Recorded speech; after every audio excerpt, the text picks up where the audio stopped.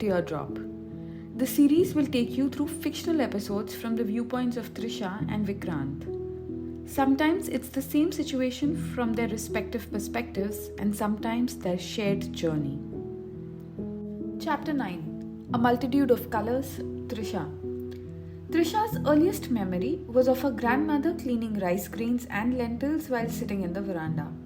Her grandma enthralled her with stories of sparrows and crows that flew under the blue sky. When she graduated from crawling to walking, her grandfather took her on evening strolls. He showed her cars on the road, squirrels on treetops, and birds and airplanes soaring through a lovely blue-colored sky decorated with fluffs of white clouds. Blue and white were the first colors she identified and probably loved. When she learned to talk, her reply to the questions pertaining to her favorite color was always a resounding red. She stubbornly told everyone she met, whether asked or not, that her favorite color was red. No wonder then that her cupboard was filled with red clothes since before she could remember. Her mother always picked up red frilly frocks for her. Matching sandals and hair clips followed suit in the shopping bags. Her dad bought a red school bag for her and paired it with a crimson water bottle. Relatives and friends who wanted to bestow gifts on her remembered to pick something red for her since they could never forget the cute, stubborn way in which she had told them about her favorite color by interrupting the conversation between the adults. Till the age of 14, she could not differentiate between the crimsons, reds, maroons, and the vermilions. Any color in this territory held her fancy. She gravitated towards these colors.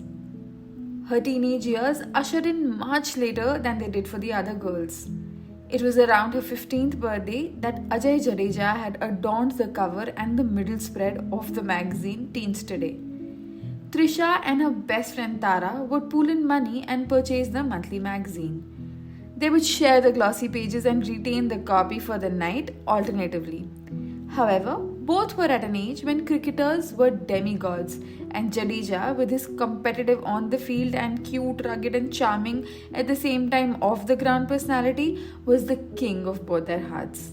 They decided to buy 2 copies of the magazine in the month of August 1998 since neither wanted to share the man of their dreams with the other.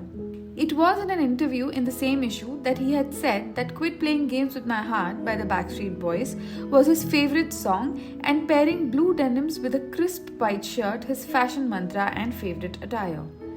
Trisha read that interview once and then at least 50 more times. The long-term impact of this exercise on her psyche was that listening to Backstreet Boys or even catching a glimpse of the members of the boy band made her smile in the darkest hours of her life. More importantly, it was safe to say that any man who looked half decent in a pair of denims and a crisp white shirt became her pehla pyar. Her obsession with red and other similar shades continued through her 20s.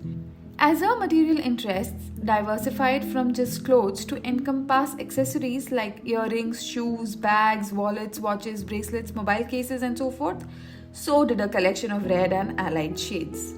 Interestingly, she also flirted with other colors. She started having phases that lasted from anywhere between a couple of weeks to a couple of years, where she was courted by just one color. During the yellow phase, she bought sunflower plants for her mom's little garden and several other yellow flowered plants whose names she did not know and never bothered to learn. She bought yellow sandals for herself and, to her credit, managed to pull them off with flair. The obvious yellowness was there in abundance. There were dupattas, kurtas, tops, earrings, to name a few. She thrived through the phase of color purple, pretty pinks, boring browns, bold blacks, pure whites, etc. Having known him all her life, going on a date with Vikrant was a big deal. She knew he would expect her to wear red. Since they were children, he would always ensure that she caught the first pick of the reddest flowers in the park where all the children of the locality played. When writing to her, he always used a red pen. He knew she loved red. If she went a little overboard with her reds, he gently hinted that she add a little white. He liked the color white. He liked her in white.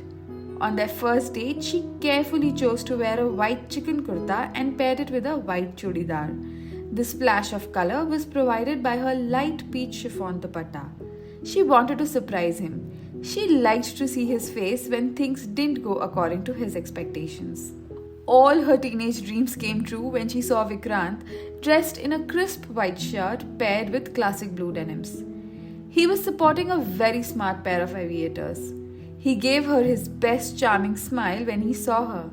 He liked to collect moments when her expression conveyed that she was surprised to see that he did something that he knew she would love. But she knew for sure that he was her true love when she saw his shoes. Vikrant, wore red shoes. Not a ghastly pair, thank God. These were a sexy pair of reds that just added to his charm.